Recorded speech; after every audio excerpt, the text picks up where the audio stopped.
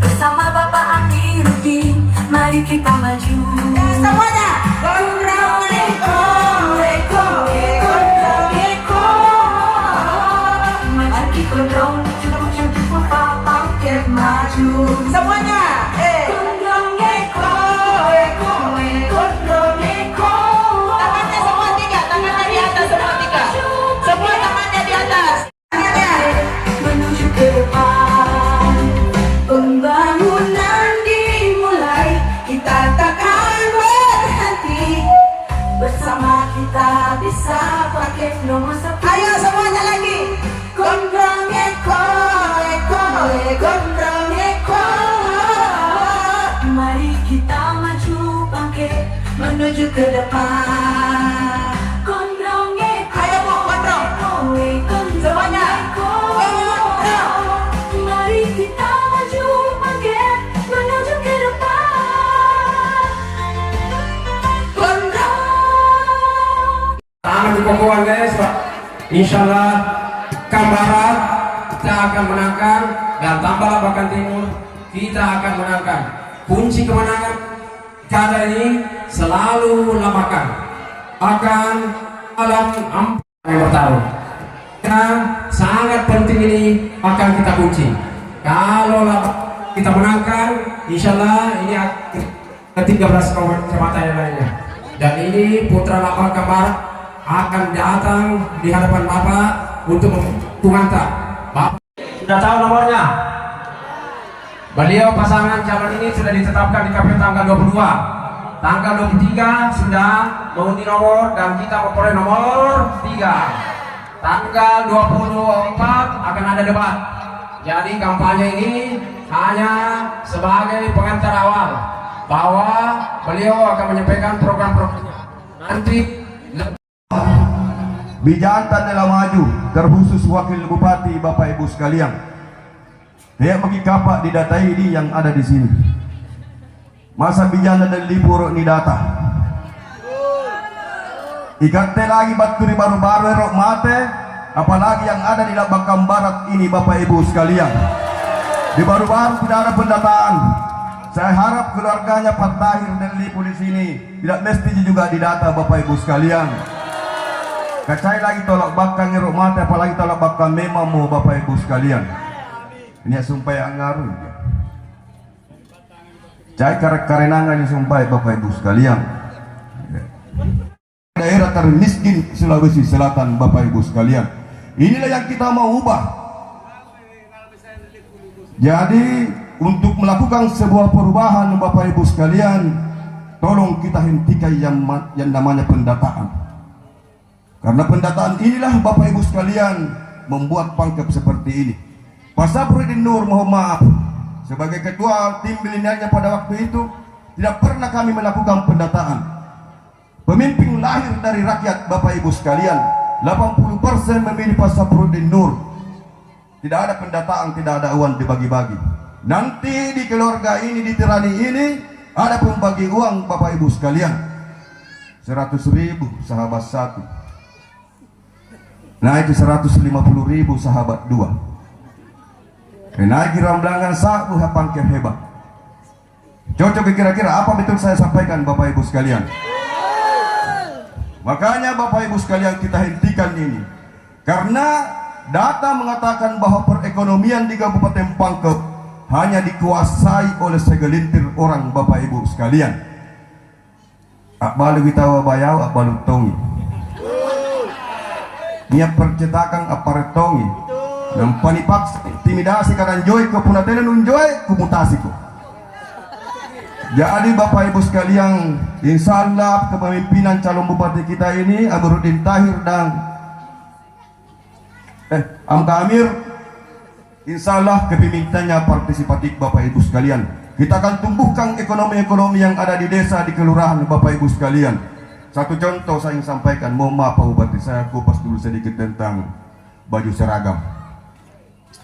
Di pemerintahan ini baju seragam itu cuma 1 tahun, 1 kali.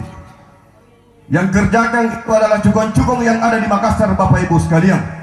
Hanya 55% dan 10% warga Pangkep yang mengerjakan baju seragam itu Bapak Ibu sekalian, diserahkan kepada kelompok-kelompok yang ada di Makassar. Insya Allah Bapak Ibu sekalian, baju seragam yang kita akan programkan ini adalah kelas 1 sampai kelas 9.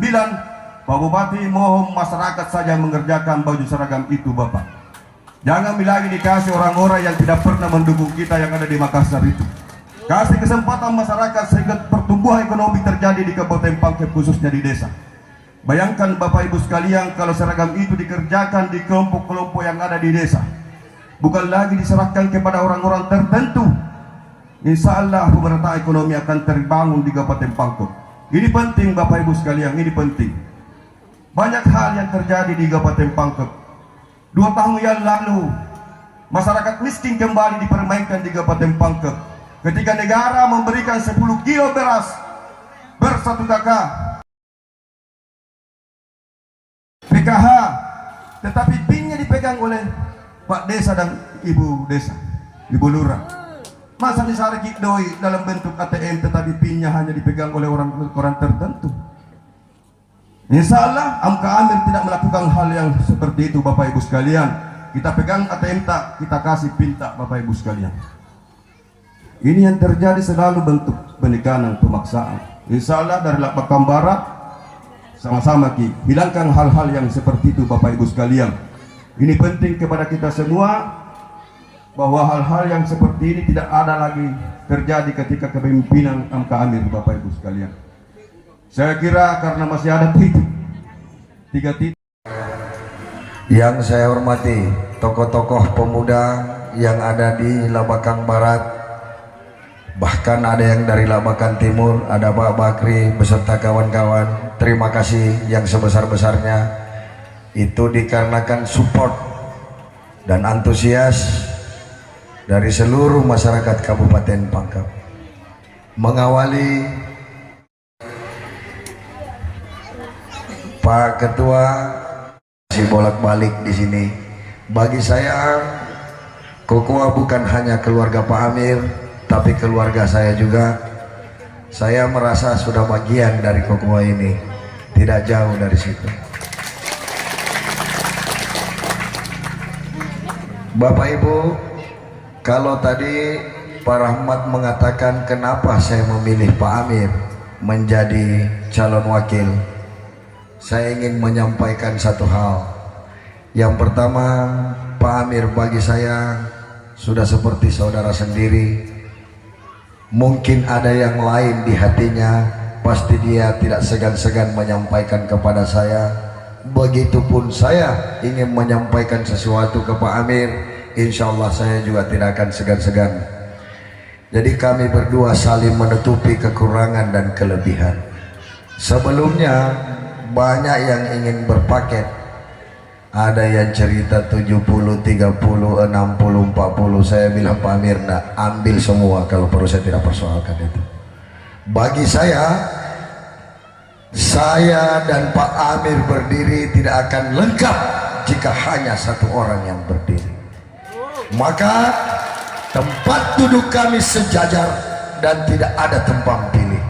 Yang Pak Amir putuskan itu keputusan saya juga. Yang saya putuskan insya Allah menjadi keputusan Pak Amir juga. Saling menghargai, dan beliau kebetulan rasa-rasa cocok. Saya sedikit cerewet, beliau sedikit diam. Jadi ini toples ketemu tutup. Insya Allah akan saling melengkapi ke depan nanti. Bapak Ibu, mungkin pertanyaan pertama kepada saya, kenapa ada calon bupati ini gondrong-gondrong panjang rambutnya? Belum pernah terjadi di Kabupaten Pangkep ada yang maju rambutnya panjang. Saya jelaskan ke satu hal. Kira-kira 16 bulan yang lalu, ketika niat ini mau maju menjadi bupati, saya mau potong rambut saya. Pak Amir lah yang pertama melarang saya, jangan dipotong. Waktu itu saya kurang hati sama Pak Amir. Saya berpikir ini Pak Amir mungkin dia pikir kalau saya potong rambutku lebih gagah daripada dia. Saya tanya Pak Amir, kenapa kita larang potong rambut? Begini, tidak ada itu mundur gondrong mundur, yang ada maju gondrong. Akhirnya alhamdulillah hari berlalu, bulan berlalu, bahkan tahun berlalu. Gondrong ini ternyata rambut ini menjadi manfaat bagi saya. Di mana-mana maju ke gondrongnya gue. Jadi ini namanya sengsara membawa nikmat. Akhirnya tagline yang lain tenggelam semuanya. Bahkan ada yang mengeluhkan itu. Kemudian daripada itu, orang tuaku, teman-teman lebihku yang saya hormati, bahkan riwayat menceritakan Rasulullah SAW dulu rambutnya panjang. Jadi soal itu tidak ada yang saya langgar. Kemudian daripada itu, yang Bapak Ibu butuhkan bukan gaya dari seorang calon bupati, bukan rambut, bukan. Yang Bapak Ibu butuhkan adalah isi dalam kepala saya, bagaimana merubah Kabupaten Pangkep ke depannya. Lalu apa yang kubawa untuk menjadi calon? Saya paparkan ke 8 visi-misi ini. Kenapa cuma 8? Hanya 5 tahun. Jangan menjanji 20, 3 yang tidak bisa, hanya 3 yang dijalankan, yang lain disisahkan. Kenapa tidak begitu modern kata-katanya? Saya tidak mau. Kenapa? Agar masyarakat Pangkep lebih gampang memahaminya. Saya ulaskan satu persatu. Pupuk menunggu petani dan subsidi pupuk bagi petani tambak. Ini daerah tambak. Selama ini keluhan pupuk ada di mana-mana. Kalibone, naik Baloci, Topo Bulu, Biraung, turun Lande, turun Tondong, Bulu Telu, sampai di Butung. Semua persoalannya pupuk. Saya coba tanya Maros, masalahkah dengan pupuk? Tidak.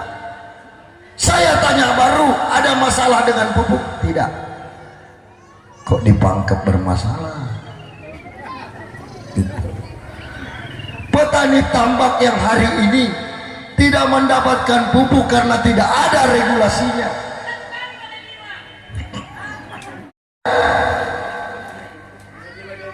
Seorang pemimpin masyarakat, pemimpin yang dikatakan bupati hari ini, tidak boleh berkata tidak bisa. Wakil rakyat tidak boleh mengatakan tidak bisa, karena dia adalah patlutan daerah ini. Tidak ada di Kementan, tidak ada di KKP, tidak apa-apa. Ada yang namanya perda, ada yang namanya peraturan daerah dan peraturan bupati. Harusnya bisa subsidi untuk petani tambak. Apa seperti itu, Bapak Ibu? Data mengatakan bahwa kita Kabupaten Pangkep hari ini termiskin di Sulawesi Selatan. Siri-siri karena kelangir. Kenapa dia termiskin? Wajar, tidak perlu ditanya di mana kenapa dia miskin. Kehidupan di Kabupaten Pangkep, kebun, sawah, tambak, tiga-tiganya menantikan pupuk yang tak kunjung datang. Maka dari itu jangan pernah harap kesejahteraan itu. Kalau dia sekolah, dia seorang sarjana, dituntut untuk bekerja. Kate Pak Pangempeng, kate Pak Galung, yang kita tunggu pupuk agar supaya hasil panen kita berlimpah, kesejahteraan itu mulai berubah. Dan ini yang hilang sekian tahun.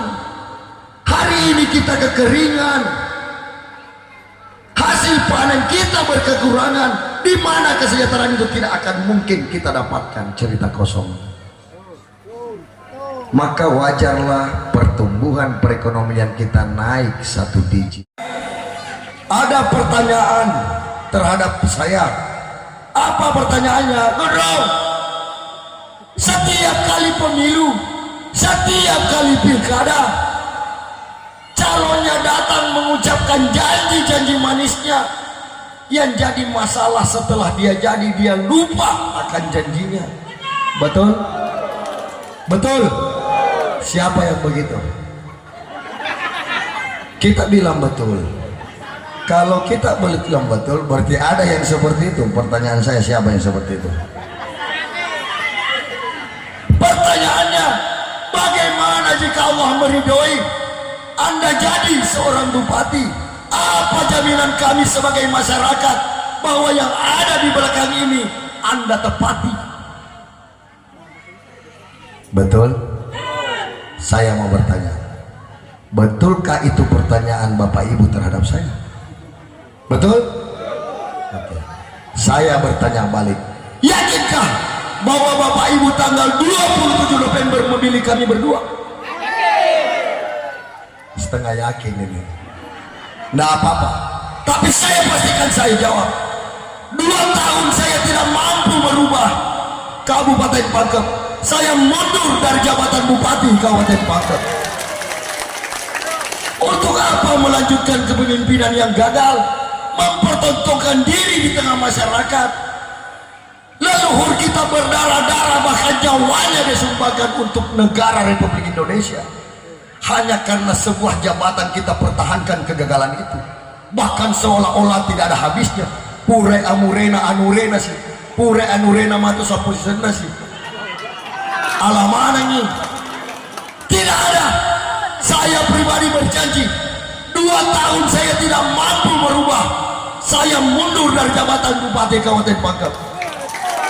Jabatan adalah kehormatan dan jabatan adalah resiko. Apabila tidak mampu menepati kata-kata, mundur. Lebih laki-laki kalau saya mundur daripada saya lanjutkan jadi pecundang.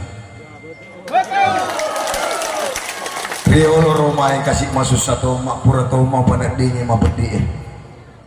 Joka aja macamnya. Alhamdulillah saya sudah bersyukur luar biasa Allah kasih seperti ini.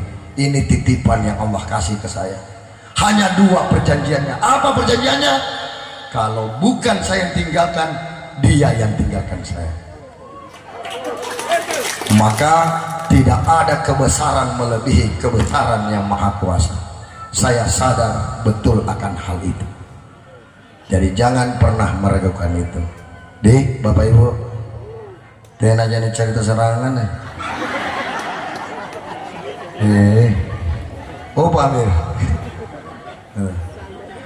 Coba bayangkan ya, ruang bilangan ji sabu si bilangan 50 baji ki puna ruang bilangan puna sibi ji talu ki si bala puna ke talun bilangan 2 jam habis, 5 tahun menderita ngaruh cat di tuh aja kan lebat ini bisa ring apalagi sudah kita rasakan. Kalau bapak-bapak saya yakin dia rasakan susahnya pupuk. Uang dia bawa pergi, pupuk di depan matanya, uang juga dia bawa pulang bukan pupuk. Betul Pak? Bapak-bapak, betul? Maka rubah. Tahun inilah caranya kita mencari perubahan. Kita tidak bisa berteriak. Setiap pos ronda, setiap tempat duduk, pembahasannya hanya persoalan pupuk. Tapi inilah saatnya kita merubah Kabupaten Pangkep. Tapi pernah cerita sedikitnya serangan lebat itu. Pastikan ini BW nyaman kau nong katena doeng. Deh, ada kebesaran yang maha kuasa yang tidak ada tandingannya. Saya tidak mau menghina masyarakat Kabupaten Pangkep dengan serangan. Orang yang mengeluarkan uang untuk dipilih, dia tidak punya cara berpikir untuk orang lain. Satu-satunya cara dia mempengaruhi orang dengan uang untuk memilihnya. Kita sudah rasa sebenarnya, cuma kita tidak berpikir. Kita memilih anggota DPR, nerima keserangan tuh. Nah, kama-kamannya apa napare? Napa terangnya modal lana. Tidak mungkin orang mengeluarkan uang dia tidak cari uangnya.